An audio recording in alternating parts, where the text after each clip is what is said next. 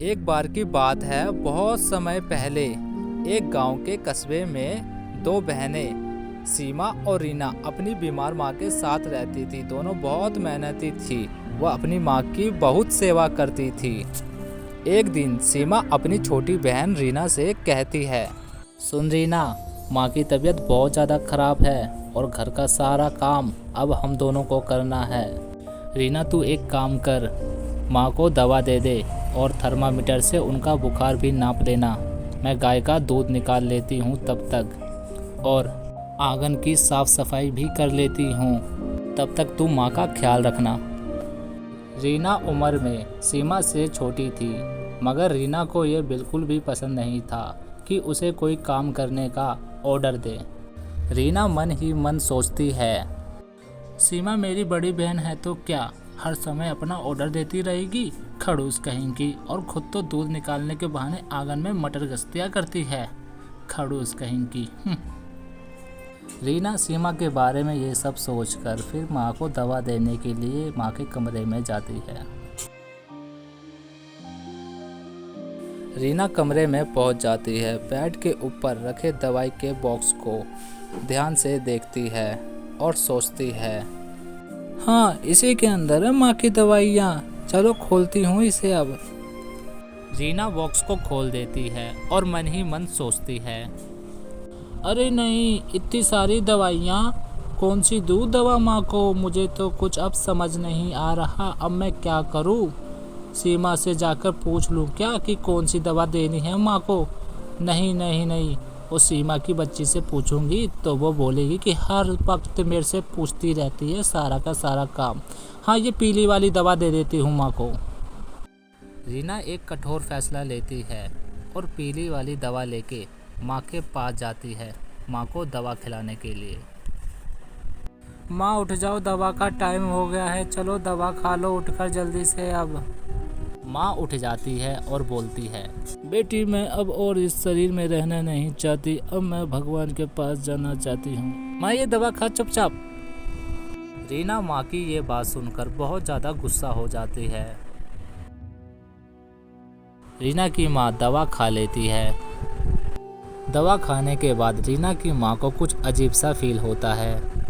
तभी रीना की माँ की हालत बहुत ज़्यादा खराब हो जाती है। क्या हुआ माँ, कुछ बोलती क्यों नहीं हो? बताओ ना माँ, क्या हो गया आपको? अभी अभी बोलो ना माँ, क्या हुआ?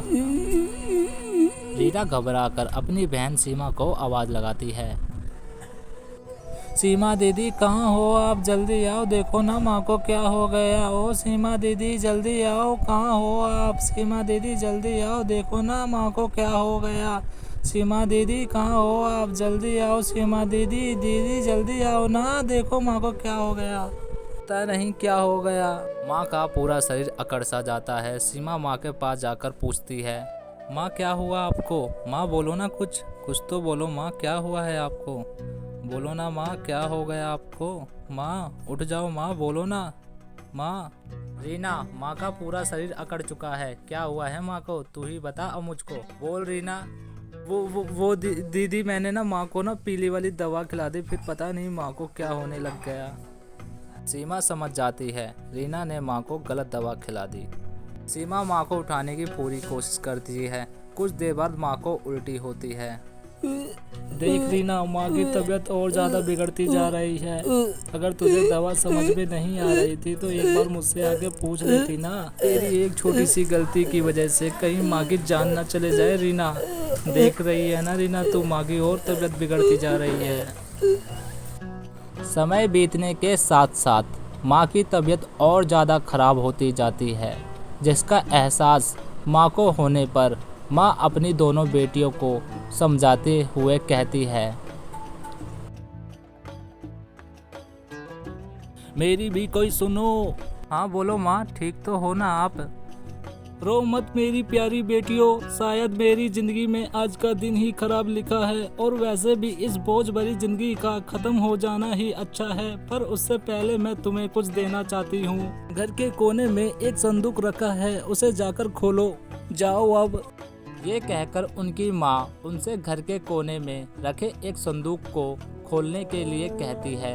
सीमा और रीना संदूक खोलने के लिए चली जाती है। सीमा संदूक को खोलने की कोशिश करती है और कुछ देर बाद संदूक खुल जाता है। अरे ये क्या, संदूक के अंदर से तो हीरा निकला। देख रीना, हीरा निकला।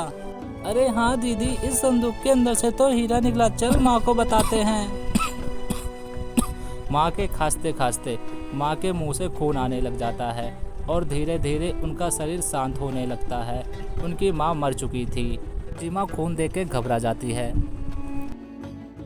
माँ उठ जा, माँ देख तेरे मुंह से खून आ रहा है। माँ मुझे बहुत डर लग रहा है। माँ हमें ऐसे छोड़ के मत जा। माँ हमारा इस दुनिया में कोई नहीं है तेरे सिवा। माँ हमारा कौन ख्याल रखेगा। माँ उठ जा माँ।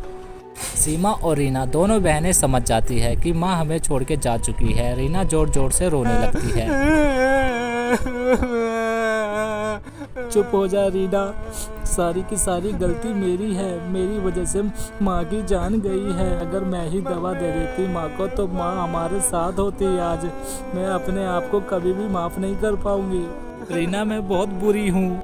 नहीं दीदी, आपकी कोई गलती नहीं है। सारी की सारी मेरी गलती है। मैं आपसे चिढ़ने लगी थी क्योंकि आप मेरे से पूरा दिन काम करवाती हो। मैं ये सोच के मेरे दिल में आपके लिए नफरत पैदा हो गई थी।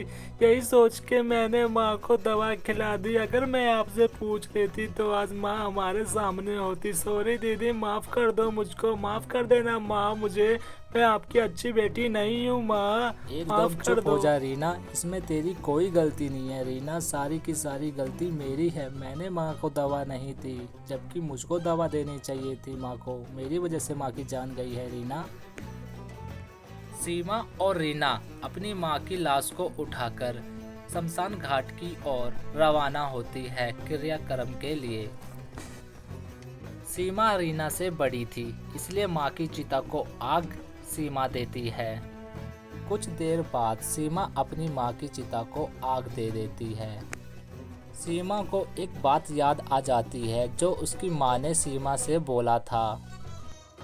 सीमा माँ की चिता को आग देने के बाद सीमा के पास जाती है और कहती है, सुन रीना, जो भी हुआ अनजाने में हुआ, अब इसे भूल जा और एक नई शुरुआत करते हैं। माँ की बस एक ही ख्वाहिश थी कि हम दोनों जहाँ भी रहे साथ रहे। दुख हो या सुख, हम दोनों को साथ ही रहना है और एक दूसरे की हेल्प करनी है। अब हम दोनों कभी भी झगड़ा नहीं करेंगे। माँ के मरने के बाद रीना अपने आप को अंदर ही अंदर कोसती है और बोलती है, दीदी सब कुछ मेरी वजह से हुआ है।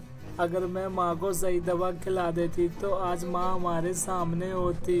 मैं माँ की अच्छी बेटी नहीं हूँ दीदी, मैं बहुत बुरी हूँ दीदी, मैं बहुत बुरी हूँ दीदी। माँ की बहुत याद आ रही है दीदी, माँ की बहुत याद आ रही है। कौन रखेगा अब हमारा ख्याल। माँ की बहुत याद आती है दीदी, माँ की बहुत याद आ रही है। देखते ही देखते कुछ देर बाद माँ की चिता जलकर राख हो जाती है। सीमा और रीना दोनों बहनें घर की ओर रवाना होती है। एक न एक दिन जाए के पड़ी, छोड़ी के खोता आपन ये सुगी। का कर बुरा के स्वार्थ ये सुगी। सबनी के साथ रह प्रेम भाव से, सब तोहारे आपन बासुगी। कमाला सुगी करोड़ों धन तू चाहे सारा का सारा धन एजे रह जाइए सुगी। एक न एक दिन जाए के बाद सबके छोड़ी के आपन खोता ये सुगी। सीमा और रीना की माँ मरने से पहले अपनी बेटियों को एक हीरा देके जाती है ताकि वो घर गृहस्थी बसा सके और उन्हें गरीबी में मरना ना पड़े। देख रीना, माँ मरने से पहले हमें एक हीरा देके गई। सच में माँ का दर्जा सबसे ऊपर होता है। माँ के बिना सब कुछ सूना सूना है। रीना, अब हम दोनों को साथ मिलकर रहना है। रीना, अगर तेरे दिल में मेरे लिए कोई बैर है तो अभी बता दे। फिर से वही गलती हमें दोबारा नहीं दोहरानी। नहीं दीदी, कोई बैर नहीं है मेरे दिल में आपके लिए। आप बहुत अच्छी हो दीदी। मेरे से ही गलती हो गई थी दीदी कि मैंने माँ को गलत दवा खिला दी और मेरी वजह से आज ये सब हो गया दीदी। आज ये दिन देखने पड़ रहे हैं दीदी। माफ़ कर दो मुझे दीदी, माफ़ कर दो दीदी, मैं अब नहीं करूँगी। रीना को अपनी गलती का एहसास हो चुका था। सीमा थोड़ी देर सोचती है और बोलती है, रीना माँ बस इतना चाहती थी कि हम दोनों हमेशा साथ रहे और तू अब फालतू बात बोलना बंद कर दे रीना। जो भी हुआ अनजाने में हुआ, उसे अब तू भूल जा। रीना, जंगल के उस पार व्यापारियों का शहर है। इस हीरे को अगर हम बेचें तो हमें अच्छे दाम मिलेंगे। चल चलते हैं। रीना तभी कुछ सोचती है और सोचकर बोलती है, हाँ दीदी चलो चलते हैं। माँ तभी तो हमको ये हीरा दे के गई ताकि हमें पैसों की कोई दिक्कत ना हो। चलो दीदी। रीना चलने को तैयार हो जाती है। सीमा के बगल में बैग पड़ा होता है। सीमा बैग उठा लेती है और हीरे को बैग के अंदर डाल लेती है। दोनों बहनें हीरे को बैग में डालकर शहर जाने के लिए रवाना होती है। सीमा और रीना दोनों बहनों में से किसी ने भी गांव के बाहर की दुनिया नहीं देखी थी।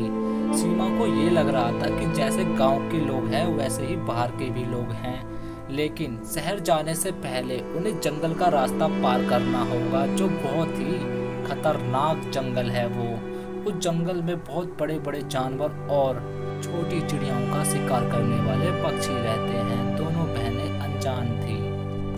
सीमा और रीना दोनों बहनें एक बड़े खतरे से अनजान थी। एक पक्षी जो 2 महीने से भूखा है। कैसे लड़ेगी हमारी चिड़िया रानी इस पक्षी राज से। खुनवा पसीना सहरिया में भैया, कौड़ी के भाव में बिकाइल बा। चले उड़ चल सुगना गौवा किनारे, जहाँ माटी में सोना हेराइल बा, जहाँ माटी में सोना हेराइल बा। चले उड़ चल सुगना गौवा किनारे, जहाँ माटी में सोना हेराइल बा। ओहो हो चिड़िया रानी, आखिर में आ ही गइल हमार खाना। आज ही छोटी चिड़िया तो गर्दनवा हम तोड़ मरोड़ के खाइम। पक्षी राज की नजर रीना पे पड़ जाती है। पक्षी राज रीना को खाने के लिए रीना के पास जाता है और हमला कर देता है रीना पर। रीना तभी चिल्लाती है, दीदी बचाओ मुझे, दीदी बचाओ मुझे इस पक्षी राज से। दीदी ये मुझे मार डालेगा। दीदी बचाओ मुझे, छोड़ मुझे, छोड़ मुझे, छोड़ पक्षी राज मुझे, छोड़। एक बार मैं छूट जाऊँ फिर तेरा मुंह नोच लूंगी। छोड़ पक्षी राज मुझे, छोड़ पक्षी राज मुझे। पक्षी राज रीना को अपने पंजों से जकड़ लेता है। रीना की बहन सीमा अपनी बहन को छुड़ाने के लिए पक्षी राज पर हमला करती है जोरों शोरों से, और पक्षी राज दोनों बहनों से जीत नहीं पाता और डर के मारे भाग जाता है। अरे भैया भागो भागो, बहुत बहादुर चिड़िया है ये दोनों तो। चलो यहाँ से निकलते हैं। अब जान से मार डालूंगी अगर मेरी बहन को हाथ भी लगाया तो। चल निकल यहाँ से। सीमा बहादुरी से पक्षी राज से लड़ती है और पक्षी राज को भगा देती है। फिर सीमा अपनी छोटी बहन रीना के पास जाती है और बोलती है, रीना तू ठीक तो है ना? तुझे कुछ हुआ तो नहीं? तेरे पंख से तो खून निकल रहा है रीना। दीदी आप मेरी बिल्कुल भी फिक्र मत करो। आप शहर जाओ और ढेर सारे पैसे लेकर आओ। मैं तुम्हारा यहीं वेट करूंगी दीदी। जाओ अब। मैं ठीक हूँ दीदी। नहीं रीना, मैं तुझे अकेले नहीं छोड़ सकती। मैं भी बहुत ज़्यादा थक गई हूँ। हम दोनों पैदल चलते हैं। मैं थोड़ा आराम कर लूँगी, फिर तुझे अपने पीठ पे बिठा के शहर ले जाऊँगी। ठीक है ना रीना? रीना अपनी बड़ी बहन सीमा की बात मान जाती है और पैदल चलने के लिए तैयार हो जाती है। रीना और सीमा दोनों बहनें फिर पैदल चलती है। सीमा और रीना दोनों बहनें काफ़ी ज़्यादा थक जाती है पक्षी राज से लड़ाई कर। कुछ दूर जाने के बाद सीमा और रीना दोनों बहनें झरने के पास बैठकर आराम करती है। सीमा कुछ देर आराम करने के बाद सीमा अपनी बहन रीना को पीठ पे बिठाकर शहर की ओर रवाना होती है। आखिरकार दोनों बहनें लंबा सफ़र तय करने के बाद शहर पहुंच ही जाती है। तभी सीमा को व्यापारी की शॉप दिखाई देती है और सीमा तभी शॉप के अंदर जाती है। सीमा व्यापारी को हीरा दे देती है। व्यापारी हीरे को ध्यान से देखता है। व्यापारी हीरे को देखकर बोलता है, अरे बड़ा बढ़िया हीरा भाई, तो डोंट टेंशन चिड़िया रानी, डील डन बा। व्यापारी हीरे को अपने पास रख लेता है और सीमा के पास जाकर बोलता है, देख चिड़िया रानी, तारे को मैं इतने ही पैसे दे सकूंगा, हमारे सिवा तेरे को मार्केट में मुझसे ज्यादा पैसे कोई ना दे। सीमा कुछ देर सोचती है और एक कठोर फैसला लेकर पैसे को अपने बैग में डाल लेती है। फिर सीमा अपनी बहन रीना को पीठ पर बिठाकर व्यापारी के शॉप से बाहर निकल जाती है। कुछ दूर जाने के बाद सीमा की नज़र एक हॉस्पिटल पर पड़ती है। सीमा अपनी बहन रीना को हॉस्पिटल के अंदर ले जाती है ताकि रीना जल्दी से ठीक हो जाए और हम अपने गांव वापस चले जाए। टेंशन ना ले, मेरे पास आ गई है ना तू, तेरे को एकदम पहले जैसा ठीक कर दूंगी एकदम, फिर तू तेजी से उड़ेगी एकदम, समझी। सीमा अपनी बहन रीना का ठीक होने का इंतजार करती है। दीदी देखो, मैं एकदम ठीक हो गई दीदी, अब मैं पहले की तरह उड़ सकती हूँ दीदी, देखो मैं अब ठीक हो गई दीदी, अब मैं उड़ सकती हूँ, अब हम घर जा सकते हैं दीदी, चलो। शुक्रिया नर्स बहन, आपकी वजह से मेरी छोटी बहन ठीक हो गई, अब हम घर जा सकते हैं। शुक्रिया का के काम है, ये तो मेरा फर्ज था। सीमा की बहन रीना अब एकदम ठीक हो चुकी थी पहले की तरह। सीमा और रीना अब दोनों बहनें अपने गांव जा सकती थी। दोनों बहनें गांव जाने के लिए रवाना हो जाती हैं नर्स को शुक्रिया बोलकर।